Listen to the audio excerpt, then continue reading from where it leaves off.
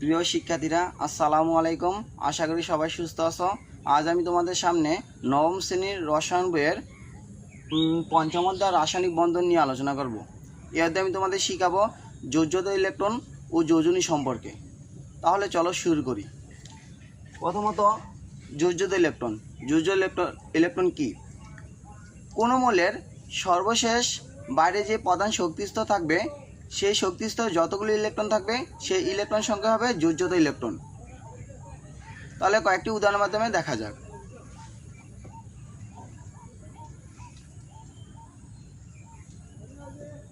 Magnesium, যার পারমাণবিক সংখ্যা হচ্ছে 12, এটাকে এখন আমরা ইলেকট্রন বিন্যাস করব।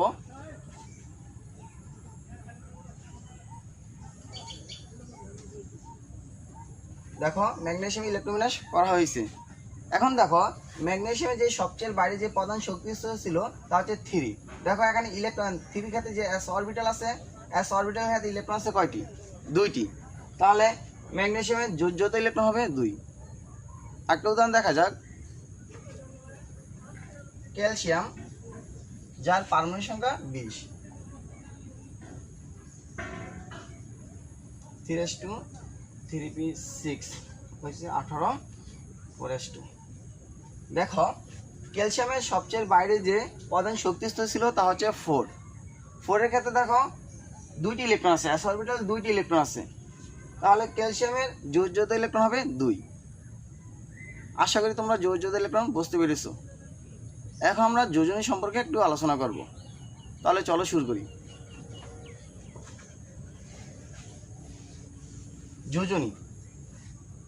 যোজনী হচ্ছে যৌগ গঠনকালে একটি পরমাণুর সাথে অপর একটি পরমাণুর যুক্ত হওয়ার ক্ষমতা।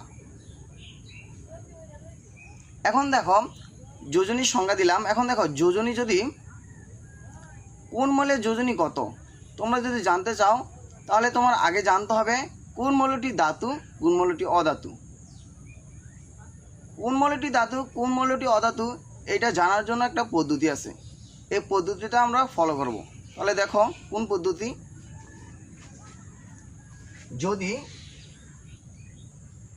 যদি কোনো মৌলের সর্বশেষ যে বাইরের প্রধান শক্তিস্তর থাকবে সেখানে যদি ইলেকট্রন সংখ্যা 1 থেকে 3 হয়, মানে 1 থেকে 3টা ইলেকট্রন যদি থাকে তাহলে ওই মৌলটি হবে ধাতু।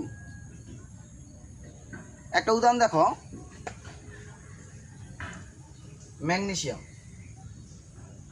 যার পারমাণবিক সংখ্যা 12। দেখো ম্যাগনেসিয়ামের যে সবচেয়ে বাইরে যে প্রধান শক্তিস্তর আছে তা হচ্ছে 3 এবং 3 যে একটা অরবিটাল আছে, s অরবিটাল আছে, s অরবিটাল ইলেকট্রন আছে কয়টি? 2টি। যেহেতু 2টি ইলেকট্রন আছে তাহলে অবশ্যই এইটা ম্যাগনেসিয়াম কি হবে? ধাতু হবে। যদি এখানে যদি এরকম হতো, দেখো যদি আমি দিতাম 3p1, তাহলে দেখো সর্বশেষ যে বাইরে প্রধান শক্তিস্তর আছে শেষে কয়টা ইলেকট্রন আছে? 3টি ইলেকট্রন আছে।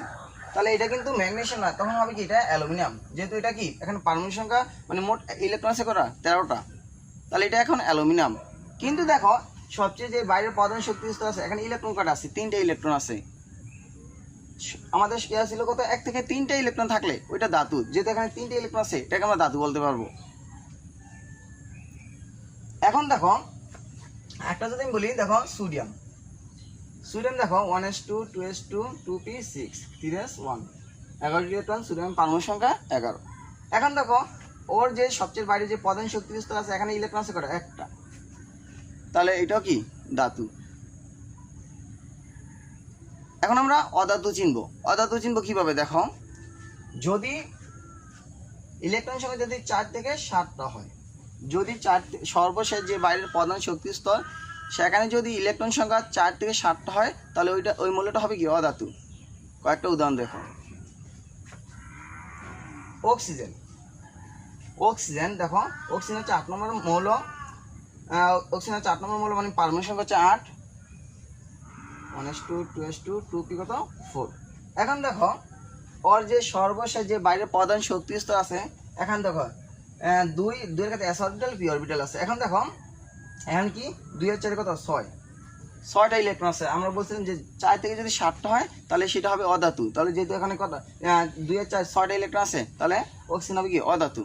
আরেকটা উদাহরণ দেখো, নাইট্রোজেন। নাইট্রোজেন যার পারমাণবিক সংখ্যা হচ্ছে 7।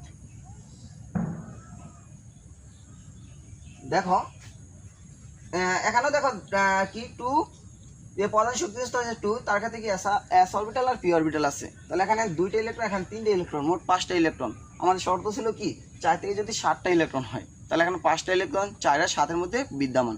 তাহলে আমরা বলতে পারি নাইট্রোজেন কি একটা অধাতু। এখন তো আমরা ধাতু আর অধাতু চিনলাম, কিন্তু আমাদের কথা ছিল যোজনী আমরা কিভাবে শিখবো, মানে যোজনী কিভাবে আমরা জানবো যে কোন মৌলের যোজনী কত। যেহেতু আমরা ধাতু আর অধাতু চিনতে পেরেছি, তাহলে এখন আমরা সহজে কি যোজনী বের করতে পারবো। তাহলে ধাতুর ক্ষেত্রে যোজনী বের করার শর্ত একটা, অধাতুর ক্ষেত্রে যোজনী বের করার শর্ত একটা। তাহলে দেখো কিভাবে। ধাতুর ক্ষেত্রে দেখো, ধাতুর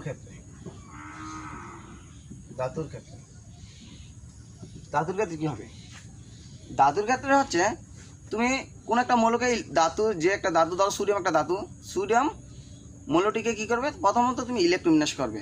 একটা উদাহরণ দেখি আমরা, ধরো সোডিয়াম নিয়ে আমরা কথা বলি। সোডিয়াম পারমাণবিক সংখ্যা হচ্ছে 11, 1s2 2s2 2p 6 3s1। এখন দেখো ওর যে সবচেয়ে যে বাইরের প্রধান শক্তি স্তর আছে 3, ওর s অরবিটাল আছে, এখানে ইলেকট্রন আছে একটা। তাহলে আমি বলতেছি মানে যোজনী ধাতুর ক্ষেত্রে কিভাবে বের করবে, সর্বশেষ বাইরে যে প্রধান শক্তি স্তরে আমরা তো জানি ধাতুর ক্ষেত্রে ইলেকট্রন হবে 1 থেকে 3টা, তাহলে 1 থেকে 3টেই বিদ্যমান থাকবে। তাহলে দেখো ওর সর্বশেষ বাইরের প্রধান শক্তি স্তরে যতগুলি ইলেকট্রন থাকবে ওই সংখ্যাটাই হবে ওই মৌলের যোজনী। যদি দেখো সোডিয়াম খেয়াল করো, সোডিয়ামের ক্ষেত্রে সর্বশেষ বাইরের প্রধান শক্তি স্তরে ইলেকট্রন আছে একটা, তাহলে সোডিয়ামের যোজনী কত 1 হবে। এখন পরটা যদি আমরা দেখি, দেখো সোডিয়ামের পরে যদি বলি আমরা ম্যাগনেসিয়াম, যেটা ছিল পারমাণবিক সংখ্যা ছিল 12, 1s2 2s2 2p 6 3s2। দেখো ওর সর্বশেষ বাইরে যে প্রধান শক্তি স্তর ছিল তা হচ্ছে 3, এখানে s অরবিটাল আছে, এখানে ইলেকট্রন কত আছে 2টা। এখন ওর যোজনী কিন্তু ম্যাগনেসিয়ামের যোজনী কিন্তু 2। কিন্তু একটা কথা খেয়াল রাখবা, দেখো এখানে 1 কিন্তু একটা বিজোড় সংখ্যা, 2 কিন্তু জোড় সংখ্যা। ধাতুর ক্ষেত্রে জোড় বিজোড় কোনো ফ্যাক্টর না, জোড় হতে পারে বিজোড় হতে পারে। মূল কথা হচ্ছে ধাতুর যোজনী জোড় হয় বিজোড় হয়। তাহলে সোডিয়ামের যোজনী হচ্ছে 1, ম্যাগনেসিয়ামের যোজনী হচ্ছে 2। আশা করি ধাতুর ক্ষেত্রে তোমরা ব্যাপারটা বুঝতে পেরেছো। এখন আমরা অধাতুর ক্ষেত্রে দেখব। অধাতুর ক্ষেত্রে দেখো,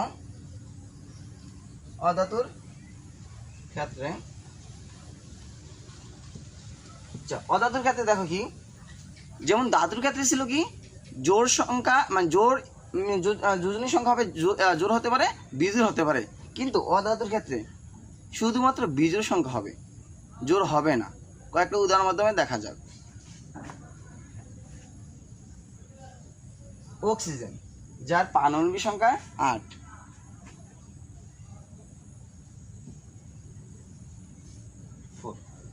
এখন দেখো অক্সিজেনের সর্বশেষ যে বাইরে যে উপশক্তি স্তরটা আছে পি, উপশক্তি স্তর আছে কি পি।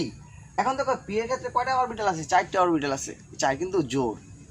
এখানে 4 আমরা আগেই বলছি কি অধাতুর ক্ষেত্রে কি হতে পারবে না, জোড় হতে পারবে না, বিজোড় হবে। এখন এটাকে আমরা বিজোড় করব, কিভাবে করব দেখো একটু খেয়াল করো। যদি আমি আবার পুনরায় এটা লিখি 1s2 2s2, একটু খেয়াল রাখবা পি যে উপশক্তি স্তর আছে এটা 3টা অরবিটাল আছে, একটা হচ্ছে px orbital, py orbital, pz orbital. দেখো তাহলে 2px 2py 2pz। এখন একটু খেয়াল করো যে আমি বলছিলাম 4টে ইলেকট্রন আছে কি পি উপশক্তি স্তরে। তখন 4টে ইলেকট্রনকে আমি প্রথমত একটা একটা করে আমরা প্রতিটা অরবিটালে দিয়ে যাব। দেখো আমি এখানে একটা ইলেকট্রন দিলাম 1, এখানে দিলাম 1, এখানে দিলাম কত 1, তাহলে আমার ইলেকট্রনের সংখ্যা হচ্ছে কত 3টা। কিন্তু দেখো আমার ইলেকট্রন পি যে উপশক্তি স্তর ছিল এখানে অরবিটাল ছিল 4টা, তাহলে এখন আরেকটা অবশিষ্ট থাকে। তাহলে আমি যেই জায়গা থেকে শুরু করছিলাম, দেখো আমি কিন্তু পিএস অরবিটাল থেকে শুরু করছিলাম, তাহলে এখানে আমি আরেকটা ইলেকট্রন দিব। যদি আরেকটা ইলেকট্রন দিই তাহলে এখানে ইলেকট্রন সংখ্যা হবে কত 2। এখন দেখো অক্সিজেনে আমরা বলছিলাম যে বিজোড় ইলেকট্রনগুলো, তাহলে এখন দেখো বিজোড় ইলেকট্রন কয়টা আছে একটা বিজোড় আর একটা বিজোড় আছে। কয়টা বিজোড় ইলেকট্রন আছে? দুইটা। তাহলে অক্সিজেনের যোজন হবে 2। আশা করি তোমরা যোজনী কীভাবে বের করতে হয় তোমরা এটা বুঝতে পেরেছো। যোজনীর আবার প্রকারভেদ আছে। যোজনীকে 4 ভাগে ভাগ করা যায়। কি কি দেখো,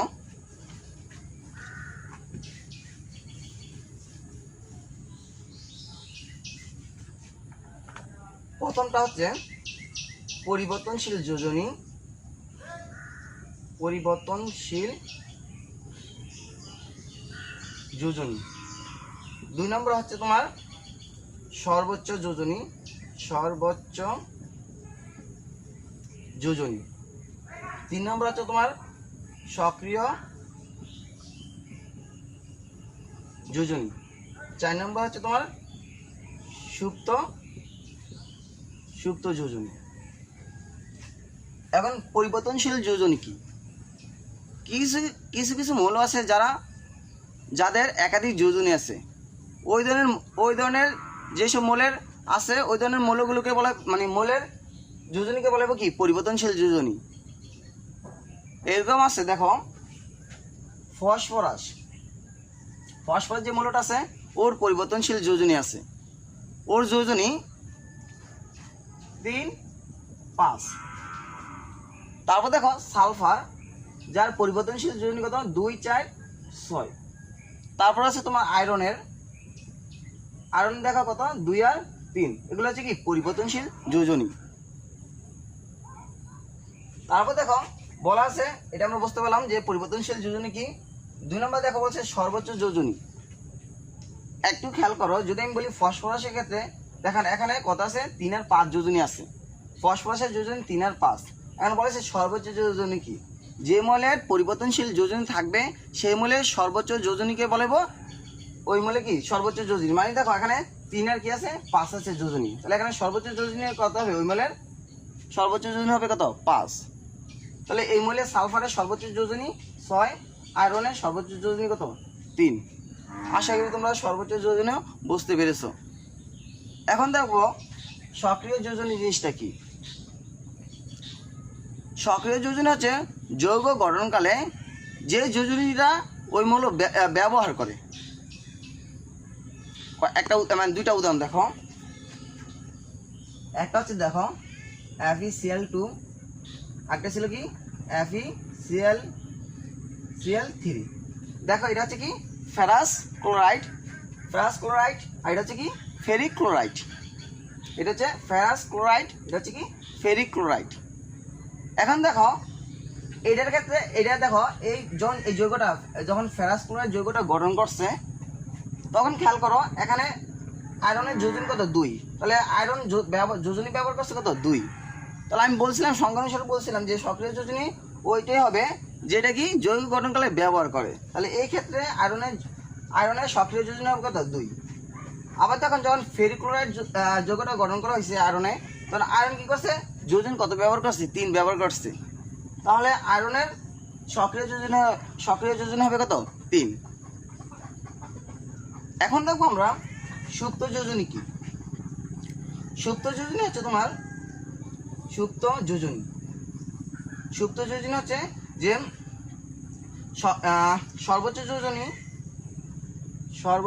যোজনী মাইনাস তোমার হচ্ছে কি? মাইনাস কি? সক্রিয় যোজনী। এখন খেয়াল করো, যদি আমরা বলি আয়রনের ক্ষেত্রে দেখো, যদি আমরা এখন এটার ক্ষেত্রে দেখো, যদি আমি এই যৌগটার ক্ষেত্রে বলি যে কি?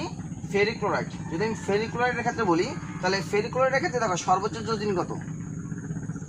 ফেরিক ক্লোরাইডের সর্বোচ্চ যোজনী কত? যেহেতু আমি এই যৌগটার কথা বলতেছি, এই মৌলটার কথা বলতেছি, তাহলে এটা সর্বোচ্চ যোজনী কত ছিল? সর্বোচ্চ যোজনী ছিল কি? 3। তাহলে এখানে কত হবে? 3 মাইনাস সক্রিয় যোজনী। মানে যৌগ গঠনকালে যে যোজনীটা ব্যবহার করে, তাহলে ব্যবহার করছে কত? 3 ব্যবহার করছে। তাহলে দিলাম 3। তাহলে 3-তে 3 গেলে কত? 0। তাহলে সুপ্ত যোজনী কত? 0। প্রিয় শিক্ষার্থীরা, আশা করি তোমরা যোজ্যতা ইলেকট্রন যোজনী সম্পর্কে সবাই ভালোভাবে বুঝতে পেরেছো। আজ এই পর্যন্তই। আসসালামু আলাইকুম।